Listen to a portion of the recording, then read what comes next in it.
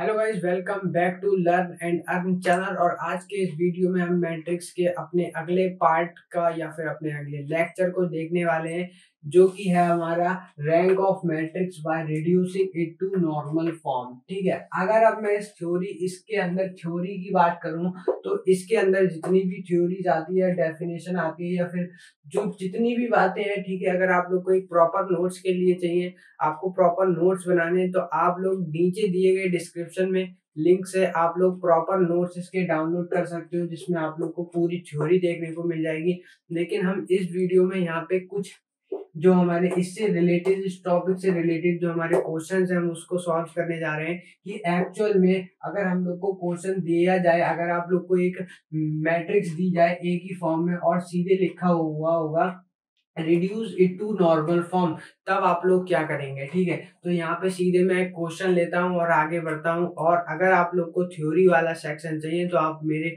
जो नोट्स है वहां से आप लोग इजीली डाउनलोड कर सकते हैं। ठीक है, तो आइए स्टार्ट करते हैं without wasting of further time. तो ये रहा हमारा क्वेश्चन। ठीक है, तो अब हमें इसको रिड्यूस करना है। ठीक है, किस फॉर्म में? नॉर्मल फॉर्म में।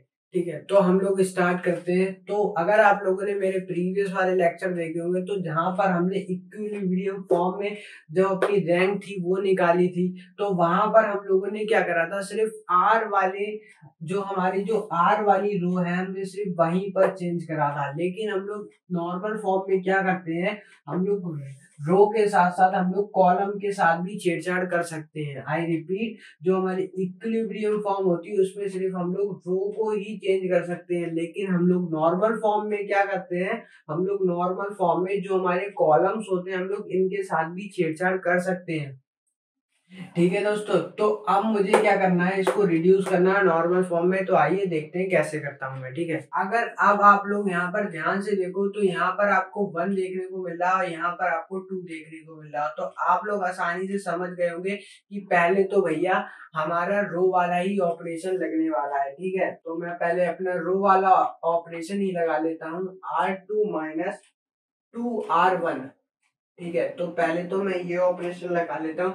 अच्छा, साथ ही साथ में इसको भी 0 बना देता हूँ, क्योंकि पहली जो हमारी प्रायोरिटी होती है वो होती है ऊपर 1। लेकिन इस रैंक में या इसमें हमें इस मैट्रिक्स में हमको 1 देखने को मिल गया है। ठीक है, तो मेरे को यहाँ 1 करने की जरूरत नहीं पड़ी। अब मुझे 1 मिल गया तो मैं इन दोनों को 0 बना दूंगा कोई भी ऑपरेशन लगा के। तो मैंने क्या करा है, इस ये ऑपरेशन अप्लाई कराओ। सेकंड थर्ड वाले में मैं कुछ ऐसा ऑपरेशन करूंगा। मुझे कौन से वाले में चाहिए, R3 में चाहिए। किस में से माइनस करवा दूं, 3R1 में से मैं माइनस करवा दूं। तो मैं जनरली ये वाला ऑपरेशन अप्लाई करूंगा। ठीक है, तो अब इस ऑपरेशन का अगर आप लोग मतलब समझना चाहो तो मतलब R2 मतलब सेकंड वाली रो में क्या करूं, मैं माइनस कर दूं किसको, 2R1 में से। मतलब इस पूरी रो के मल्टीपल ऑफ 2, मतलब ये 2 हो जाएगा, ये 4 हो जाएगा। इस पूरी रो के 2 मल्टीपल में से माइनस करवा दूं। ठीक है, तो फर्स्ट वाला तो एज इट इज रहेगा, क्योंकि हम इस वाली रो में कुछ भी चेंज नहीं करेंगे। हमें यहाँ 0 बनाना है, मतलब इस वाली रो में 0 बनाना है। तो पहले तो मैं 1 2 3 4 एज इट इज लिख देता हूँ। इस वाली में 0 बनाना है तो मैं यहाँ पे 0 लिख दूंगा, और इसमें मैं 4 माइनस 1 करूंगा। ठीक है, तो यहाँ पर मैं अगर 2 की मल्टीप्लाई करूंगा तो यहाँ पर मुझे क्या मिलेगा, तो यहाँ पर मुझे -3 देखने को मिल जाएगा। और जब मैं इसकी कराऊंगा तो 6 और ये -4, तो मेरे को 2 देखने को मिलेगा। और ये मेरी हो जाएगी 8, और 8 माइनस 3 मेरे को 5 देखने को मिलेगा। ठीक है, और फिर अब मैं R3 मतलब इस रो के लिए अप्लाई करूंगा। तो R3 के लिए अप्लाई कर रहा हूँ, क्या कर रहा हूँ, 3R1 इस पूरी रो की मल्टीप्लाई 3 से इसमें से माइनस कर दूं। तो जब ये 3 से मल्टीप्लाई होगा तो ये बन जाएगा 3, 3 माइनस 3 ये हो गया 0। फिर 3 2 6, 6 माइनस 0 ये मेरा 6 ही आ जाएगा, सॉरी माइनस का 6 आ जाएगा। ठीक है, फिर ये मेरा हो जाएगा माइनस का 4, और ये हो जाएगा मेरा, ये हो जाएगा 4।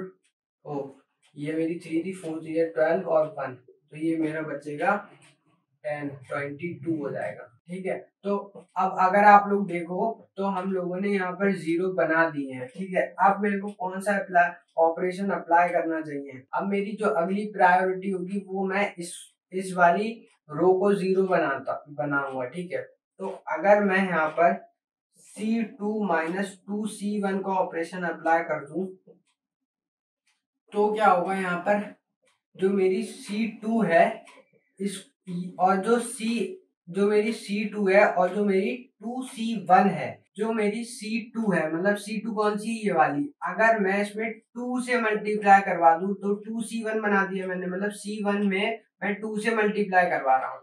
ठीक है, तो ये 2 बन जाएगी ना अगर मैं इसकी 2 से मल्टीप्लाई करवाऊँ, वही मैंने यहाँ लिखा है। तो C2 को मैं 2C1 में से माइनस करवा दूं तो ये वाला मेरा 0 हो जाएगा। अब इसके लिए 0 बनाने के लिए मैं कौन सा ऑपरेशन अप्लाई कर सकता हूँ? ठीक है, तो अब मुझे इसको माइनस करवाने के लिए क्या करना पड़ेगा, इसको 3 से इंटू करवा के इसको इसमें से माइनस करवाना पड़ेगा। पहले इसको 3 बनाऊंगा, फिर ही तो 3 में से 3 करके 0 बना दूंगा। तो मैं ऐसे ही इसके लिए करूंगा, C3 के लिए मैं 3C1 से मल्टीप्लाई कराऊंगा और 4 के लिए मैं C4 माइनस 4C1 करवा दूंगा। तो ये वाला ऑपरेशन मैं अप्लाई करूंगा। ठीक है, तो मेरा आ जाएगा 1 और 0 0 और ये तो हो ही जाएंगे 0 0 0 क्योंकि मैंने करवा दिया। और मल्टीप्लीकेशन से कोई फर्क नहीं पड़ेगा क्योंकि यहाँ एज इट इज 0 है, तो इस पूरे में ओवरऑल कोई चेंजेस नहीं देखने को मिलेंगे। ठीक है, तो आप लोग को इतना समझ में आया, नहीं आया तो फिर से रिवर्स करके फिर से देखो। अब बढ़ते हैं हम लोग आगे। अब दोस्तों देखो, यहाँ पर आप लोग को -3 -2 और -5 देखने को मिल रहा होगा। ठीक है, तो अब हम लोग कैसे करके इसको 1 बनाए। ठीक है, कैसे करके इसको 1 बनाते हैं हम। तो अब मैं क्या करता हूँ, कुछ ऐसे करता हूँ, 1 अपॉन -1/3 की मैं मल्टीप्लीकेशन करा दे रहा हूँ C2 वाली कॉलम में। ठीक है, और मैं -1/2 C3 से मल्टीप्लाई करवा दे रहा हूँ C3 वाले में, और ऐसे ही मैं इसकी मल्टीप्लीकेशन C4 से करवा दे रहा हूँ। ठीक है, तो देखो क्या होगा, 1 0 0 0, तो 0। अब मैंने क्या करा है, C2 वाले में मैंने -1/3 से करवाया ना, तो जो ये वाली है इसमें अगर 3 से 3 जाएगा और माइनस का माइनस हो जाएगा तो यहाँ मेरा 1 बचेगा, नहीं बचेगा। और फिर क्या कहते हैं, जो 6 वाले में भी यही अप्लाई होगा क्योंकि हमने जो हमारा जो कॉलम वाला हुआ है वो पूरी उसमें हुआ ना। ठीक है, तो इसके लिए भी ये वैलिड होगा।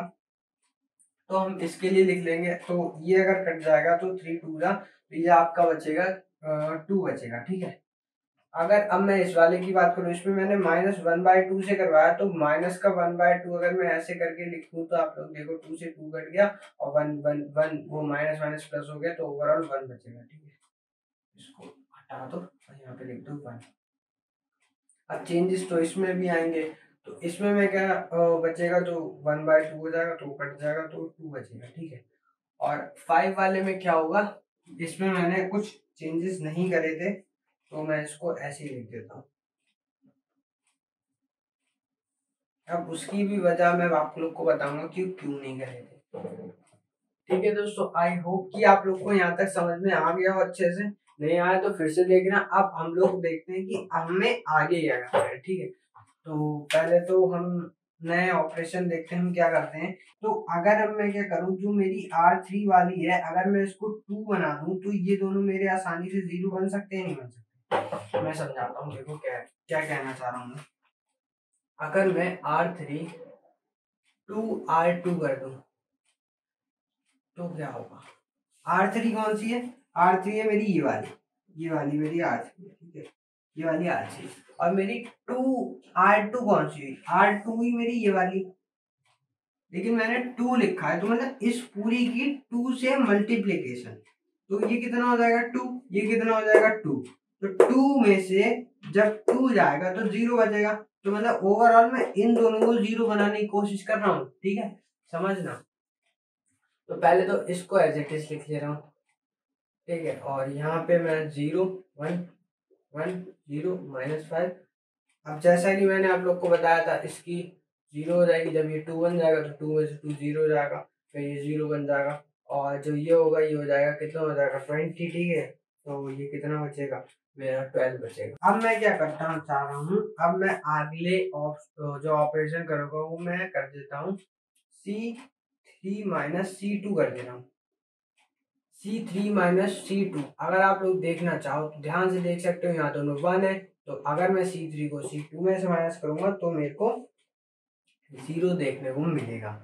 ठीक है, तो ये रहा मेरा ऑपरेशन का साइन। तो अगर मैं इसको ऐसे लिख दूँ 1 0 0 0 0 1, और ये हो जाएगा मेरा 0, ये हो जाएगा मेरा इसका 5, और क्या कहते हैं, मैंने नीचे वाले में कुछ चेंजेस करे नहीं, तो मेरा हो जाएगा 0 0 0। अच्छा दोस्तों, अब मैं अगर 12 को रिप्लेस करना चाहूँ तो मैं क्या करूँ? तो अगर मैं 12 को रिप्लेस करना चाहूँ तो मैं ऐसा कर सकता हूँ कुछ, कि जो मेरी जो ये वाली जो रो है, चलो रो लेके चलते हैं वरना ये भी चेंज होगा। जो मेरी वाली ये वाली रो है, इसको मैं 1/12 से डिवाइड करवा दूँ। तो मैं क्या करता हूँ, ऑपरेशन अप्लाई करता हूँ कि R3 को भैया 1/12 से डिवाइड करवा दो। मुझे कैसे भी करके 0 बनाना है इधर।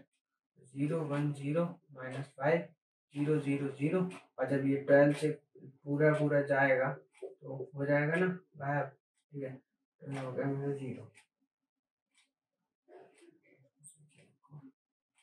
हो गया मेरा 0। तो ये मेरा हो जाएगा 1, सॉरी ये मेरा हो जाएगा 1। ठीक है, अब मैं अगर C4 -5 C2 को ऑपरेशन लगाऊं तो देखो क्या होगा। जो मेरी C4 वाली है, उसको मैं, जो मेरी जो C2 है, पहले तो इसको मैं 5 बना दूंगा। ठीक है, जब मैं इसको 5 बना दूंगा तो जब इसको इसमें से माइनस कराऊंगा तो ये 0 हो जाएगा ना। तो इसीलिए मैं ये वाला ऑपरेशन लगा रहा हूँ, क्योंकि मुझे 0 बनाना है। ठीक है, कैसे भी करके मुझे 0 बनाना होता है। तो अब मैं बनाऊंगा 0। तो मैं इसको करता हूँ 1 0 0 0 0 1 0, और ये मैं 0 बना दिया है। ठीक है, 0 0 0 1। अब मैं कौन सा ऑपरेशन अप्लाई करूंगा? मैं ऑपरेशन अप्लाई करूंगा C4 -5 C2। ठीक है, तो अगर आप लोग देखो, जो मेरा C4 है उसको मैं 5 C2 में से, ठीक है, तो एक मेरा अब लास्ट ऑपरेशन और अप्लाई होगा कि अब मैं क्या करूं कि इन दोनों को इंटरचेंज कर दूं। अब इन दोनों को अगर मैं इंटरचेंज कर दूं तो क्या होगा?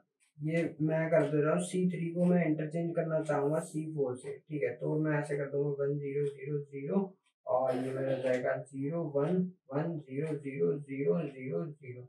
ठीक है, तो अब इसको मैं क्या लिख सकता हूँ? इसको मैं ऐसे करके लिख सकता हूँ, मैं ऊपर लिख दे रहा हूँ।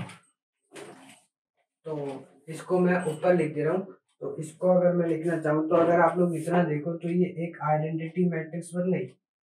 ये इतनी पूरी एक आइडेंटिटी मैट्रिक्स बन गई है। ठीक है, तो अगर अब मैं इसको लिखना चाहूँ तो मैं इसको ऐसे लिख सकता हूँ। ठीक है, तो अब अगर मैं यहाँ पर अपनी रैंक लिखना चाहूँ तो मैं इसको ऐसे लिख सकता हूँ, जितनी मेरी यहाँ पे 2 है उतनी ही मेरी रैंक होगी। ठीक है, तो मेरी रैंक यहाँ पे कितनी निकल के आ गई? 2। तो आई होप कि guys you are understand very well, और आगे हम 2 और क्वेश्चन देखेंगे। ठीक है, उसके बाद जो आपके जो नॉर्मल फॉर्म के जो टॉपिक होगा वो बिल्कुल क्लियर हो जाएगा। उससे बेस अगर कोई भी क्वेश्चन आता है तो आप इजीली सॉल्व कर पाएंगे। तो आगे आने वाले 2 और प्रॉब्लम्स को आप मिस मत करना। So I hope guys you guys are understand very well. मिलते हैं अगली वीडियो